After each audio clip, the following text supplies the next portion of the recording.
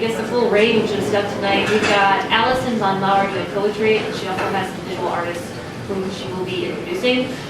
Elizabeth Lester-Barnes will be doing a fiction piece, and we also have Matthew Haynes, who's going to be doing a non-fiction piece.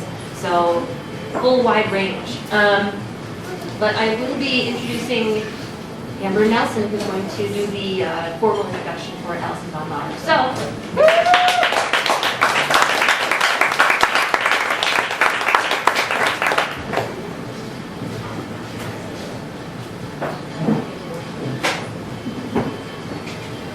none of us know what we're doing. Not really. We're all wandering around in some dark cave, trying to make our way through, shaping and molding ourselves, carving little lines in water, trying to make the ripples matter. We work within the confines of our space, our language, our bodies, the world, and try to define or move outside definition. Tonight, Alison Von Maur will be reading from a series of poems entitled Andron and Camille. A series of poems exploring just that, the understanding of one's identity in relation to the world. Camille says, "We began to rebuild the world." She says, "From the start, we are named by others." She says, "The world will bend our words and images, tying them down and force them together, will fix us." She says, "I wondered who I was without Andron and where this boat would take me." She comes to see the world as malleable, like water, but each definition hinders. Language gets destructive, forms all into the simplest units when we don't push back. And with Camille and Andron, Alison is pushing back. As a supplement to the reading, in an attempt to create a new language, a new form of discourse, Candy and Brienne will be joining Alison up front. Ladies and gentlemen, Alison Von Maur.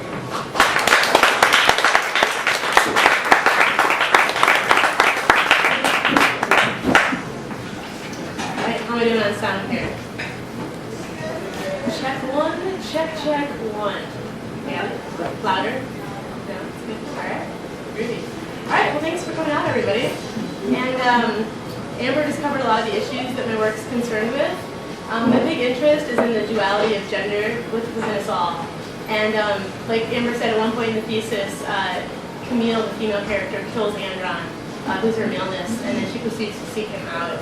She tries to recover her masculine side, and throughout the story mourns its loss. So I like to think about it, like, for example, just like women today might seek out masculine aspects within themselves and try to recover them, Camille goes on a similar journey. As you can see from the giant plexiglass to my right, and these two lovely ladies back here, I'll be working in collaboration with visual artists Candy Jameson and Brienne Edens.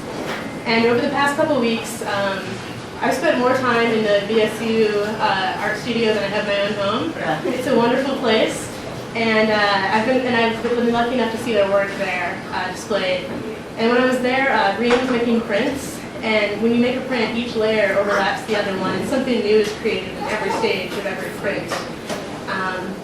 In Brienne's print, she had these winged people, these fairies that were underground, and they were pulling at the roots of trees in desperation to keep them in the earth. And Candy was working with themes similar to my own. The identity of women and how they're formed from the outside, and societal pressures that close in on them. She was working with these prints of women they had measurements sort of written all over them. There were these happy 1940s cutouts, but they had numbers on their calves and arms, and they were being measured and fitted. It was horribly creepy, but also just wonderful in art at the same time. And it was very moving, and it ended up finding its way into one of my poems that made it to my thesis. And as I was looking at their art, I thought, this is exactly what I'm trying to do, just in a different language. So I was very moved by my whole experience there. Throughout our collaboration, they've been responding to my poems with visual art, and they put together the print that we handed out this evening. It's a print that contains the first poem from my thesis. So tonight, they'll be responding live in conversation with the reading. So please put your hands together and welcome Candy Jameson and Brienne Edens.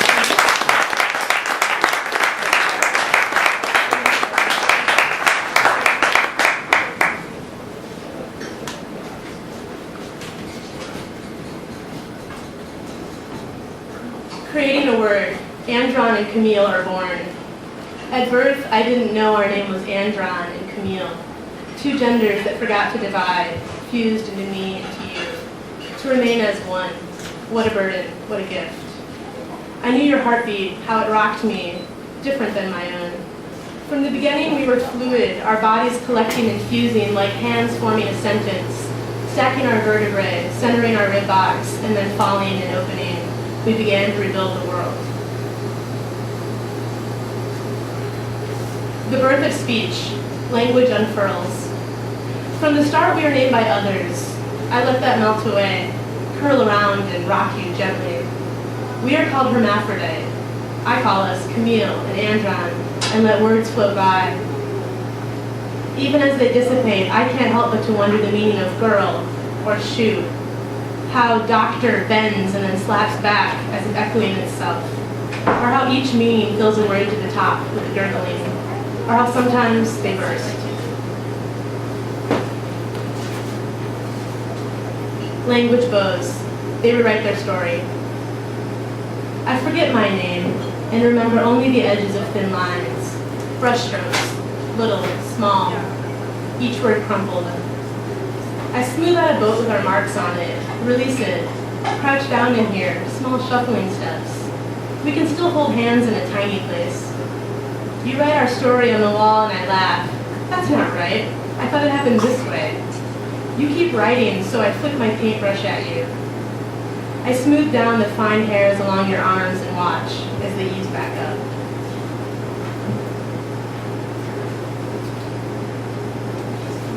The body opens. To follow the curve of the paintbrush is to know you. Only hands, faces in pastels. Smudging the line along our chin and shoulders blurs the body. It opens at the crook of the elbow and the back of the knee, a tender smudging. You tap your finger pads down my neck and arms. To know you is to reach outside of the boat that holds us, to lean your drawings against the trees and read what is reflected. The world will bend our words and images, tie them down and force them together, will fix us. We curl up into ourselves, press our backs against the sky.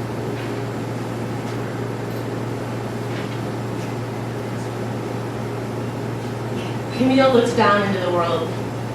You always draw me leaning into you, as if to push you out of the frame. It is clear to me that I am merely inching toward the outside, peering over ourselves into the world that will name us. I could try on the hat of a woman, pull it down over my eyes and listen to what the world calls me. To know who I am is to lean into the world and feel them draw words around me. The form I take filled in with low O sounds and a tightening of A's and E's around the ribs. Named by my shape, I am pulled in.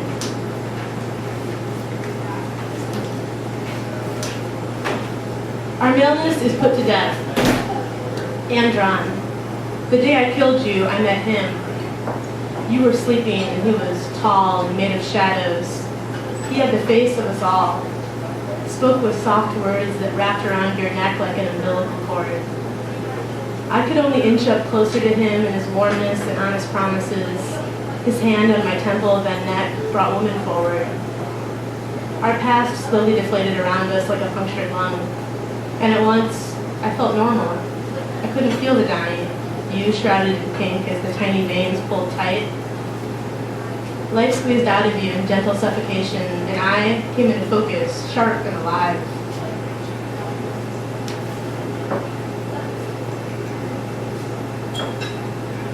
Fermata. Andron. Our separation was inevitable. Stagnation brings nothing. You know, no change with no movement. But separation can be a kind of stagnation when it stops the buzzing, when it flops down and wavers like a spinning top shot. We never stopped. Even at rest, we were tiny vibrations. I think the world around us stopped. Not ready for our undefined. They took you. Made me see a world without you, and alone. I helped push you down the rocks. Saw only woman within. They made me repeat it. Sat in this cave for years. Your thudding heartbeat gone dull.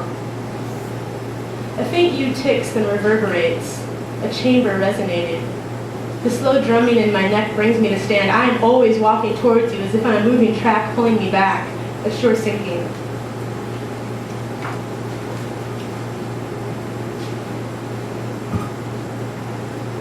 Fill in the word for. What replaces a body? A tape rewinding, shocked at the stop, instant absence, the lover flown out, dense little hammer marks along the wooden floor. Empty shoes point south.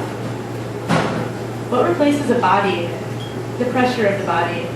Hands on wrists, asked to hold this sphere for a while. Little sphere goes blue and rocked. Gentle kicks in the side. Shallow breaths snuffed out. What replaces a body? The realization that her shoes fit exactly into his, an empty cradling. Raw soles expand and snap across one another, sawing tiny rifts. The absence does not mend the present, only pulls at it in gnawing tugs. New spheres form, like awkward tumors, fill in gaps and wrench down gaping hollows. What replaces a body? The back of her hand fit into his palm like a baby bird. Her organs rearranged, made space for it.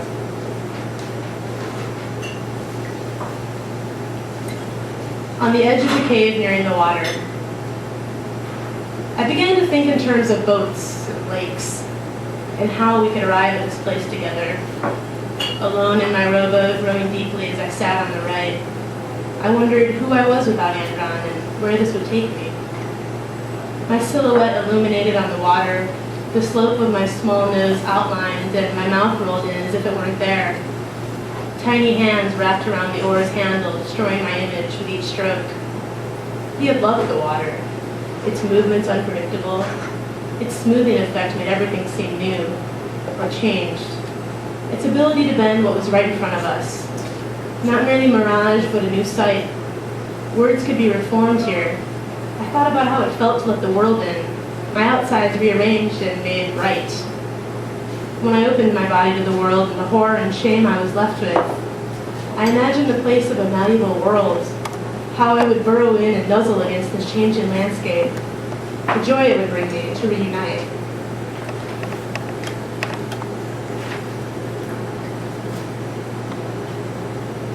Created in language. Camille retraces their birth. She searches for the moment language curved around them. An apocalyptic gesture doesn't help. It must be deliberate and thorough.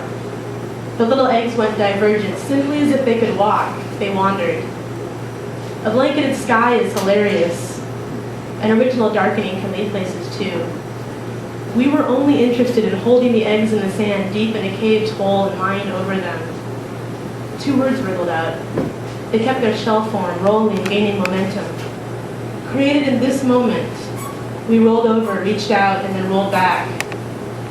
It's difficult to say what nothing is, but we held it in our hands. At irregular intervals, we came into being.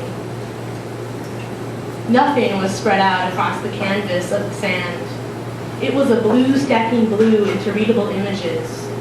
Each freed egg retaining shape, writing out, forming focus, and then semantic blur. To read it would require for an instant leaving the unreadable eggs and stepping into language, to crawl out and see what has become, what could be. Instead, we stay. Each cave is a guilty comfort, a possibility and a promise that never manifests. Andron toes a circle in the sand, loops a tail, it tightens.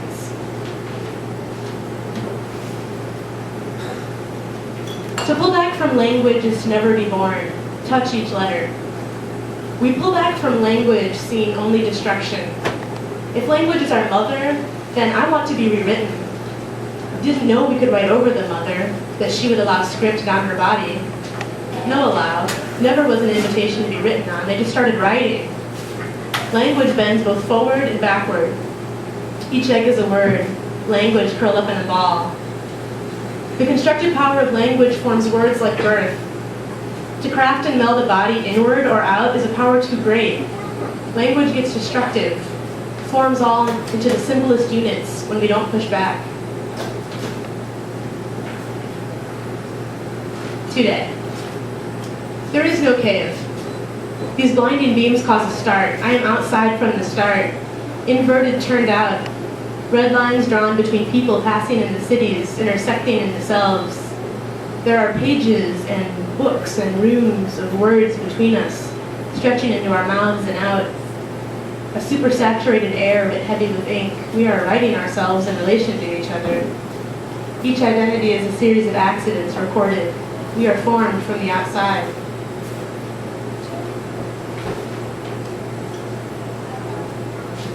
Andron wonders, where is his voice? The world presents us with a dictionary, an image projected, hands holding a lexicon. These are my hands. I speak with them. He tears out a few pages of the book and mats them into a canvas. Over A's he paints blue, solid blue. The words show through but begin to smear with each stroke. Camille, I am writing sound. Sound before words, moans melding diction. I like the world, the word. Do you see them bend against us? Lean back against them. We were afraid of sharp meanings. Do you know how to touch them and work them into art? While you spoke, I was only actions. I am touching this world. Why is woman called girl? It bends them down. Won't you bend the word? Put your hands over mine and press back.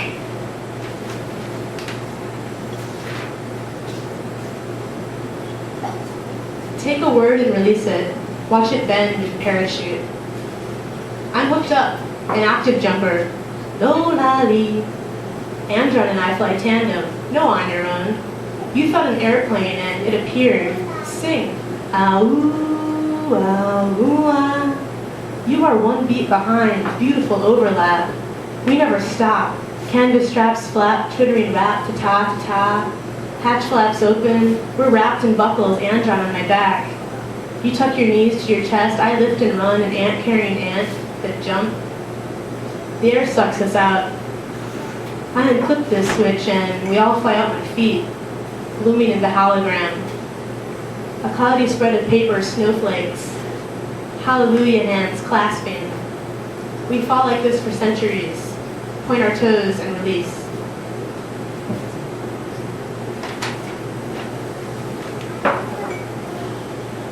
He remembers his death and builds tiny houses.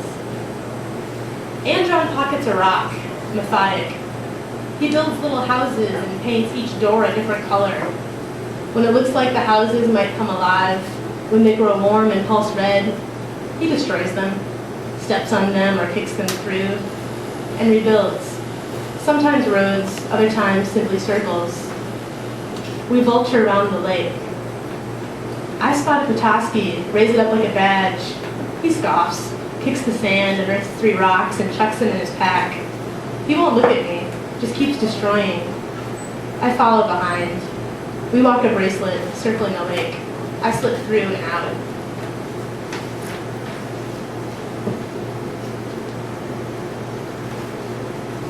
Ambush. Language comes at us from all sides. Tailors a dress for me and fits Andron into slacks with deep creases. We press our backs into each other and circle slowly. Retreat into ourselves. My hair shifts into curls pinned in place. His shrinks short, tight around his ears. Our bodies pull apart. Numbers circle my calves and shoulders, crawl along my neck and arms, measurements taken. We are eased into cases, our figures reformed. The earth piles in around us.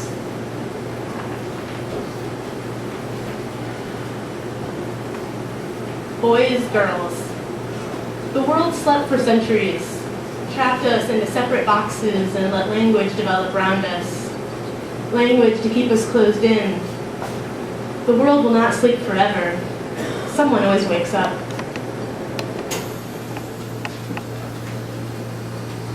When the world cocoons the twins, they push back, a rebirth. I wake up, stretch and yawn. Andron stretches and reaches a little further. White feathers shake free from the Japanese blossom tree and land on our eyelids. The petals carry small eggs.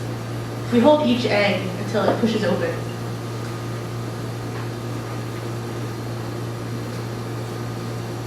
Each egg is a tiny prophet. The eggs project images and gifts that guide us like bones thrown. Tell us, little oracle, what's to come? Arrows shot into the sky and gender falls around us like death.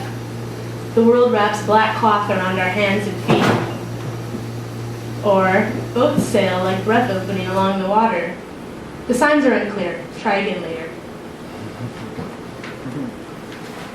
First egg.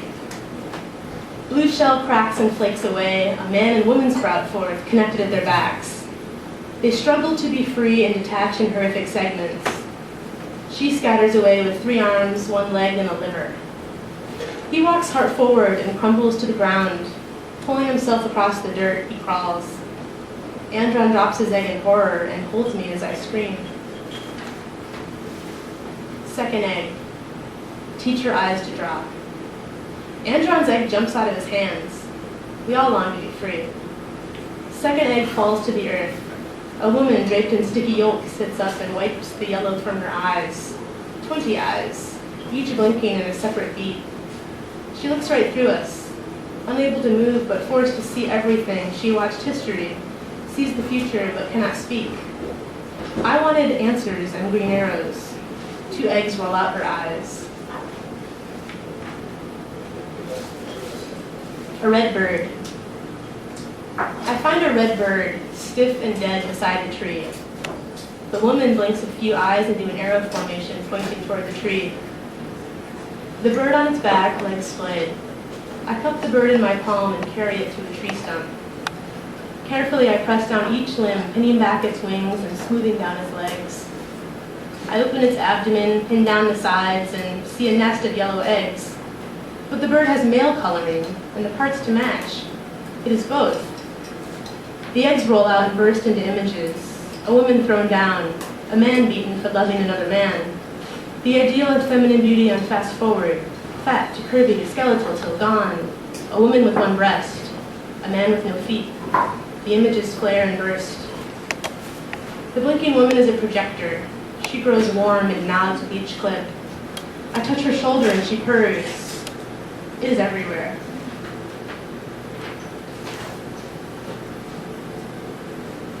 Funeral for the Red Prophet. Andron leans over my shoulder in awe of the bird that is 2. I rest my head against his hip. The red bird falling told stories in death. Andron scoops up the little king and wraps it in gauze, then ferns. He drapes and tucks the shroud in tender folds. We chant a dirge to red opening into each other. I mourn in song for death before stories, for suffocation and shutting out a surrounding light, a hidden hack. Andron hums low like drums. We build a wooden cradle. Andron holds the bird to his chest and then opens his arms and nests the little king into the crate. We wrap him in words like soldier and fawn, lower him into the water and release him into the naïve world.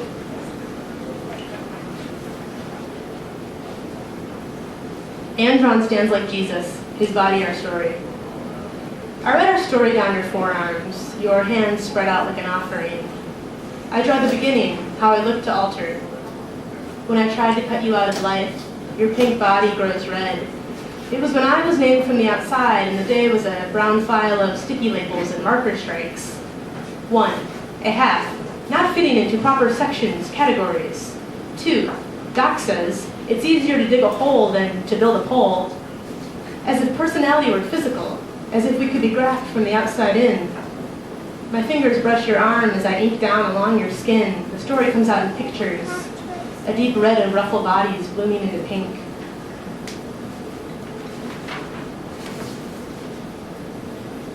She mourns in pictures.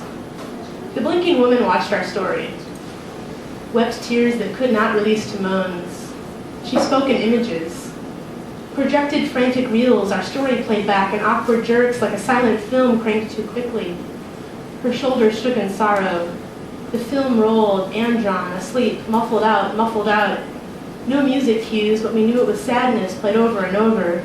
Andron watches his death on screen, glares at me, and walks off.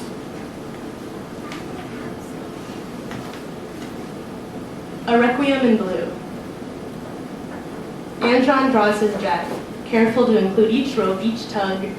Individual sinews like ribbons tendril tight around the figure of a blue boy. He taps his paintbrush to the canvas as if to say, right here, it happened like this. I am an image projected, rewritten and rewritten. The blinking woman coos back and flashes our story over the painting. It flickers, doctors carving words in my side, shadows wrapping around my ribs like gauze casting shapes. Andron paints through each flare, building layer upon layer, staining the canvas blue, rippling a spine in knots of black, lying limp, pulled out of the boy. His story makes me stop mine, close the projector and weep.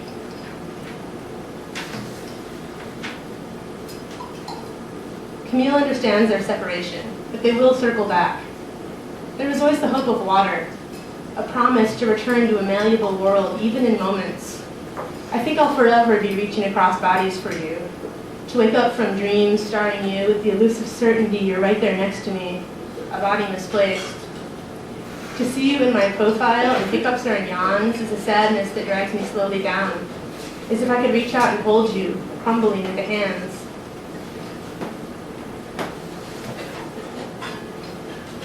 On the boat, amazed like children. We unfold into the boat's bow, our legs stretched out, feet gently pad the water's surface and absorb each tiny thud as the blue drags past. You sink your foot deep in the water to veer the boat and confuse its course.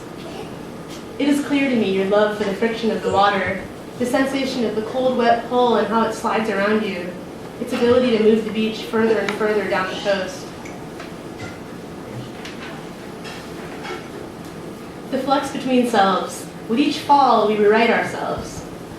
In division, we paddle away.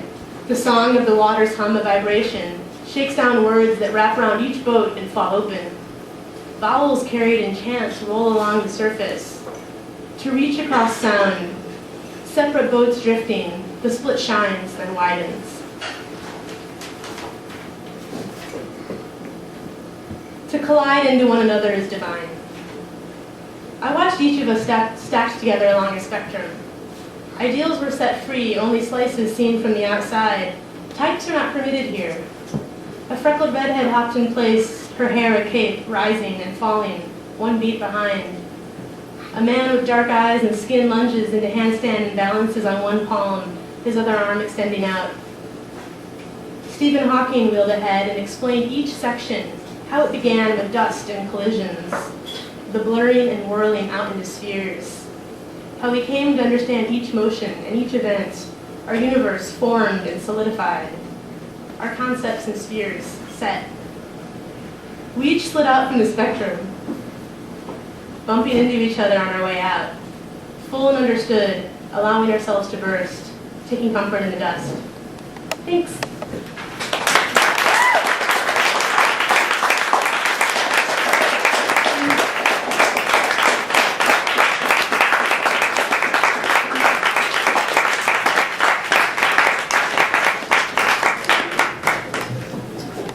Great. Next up, before we do a quick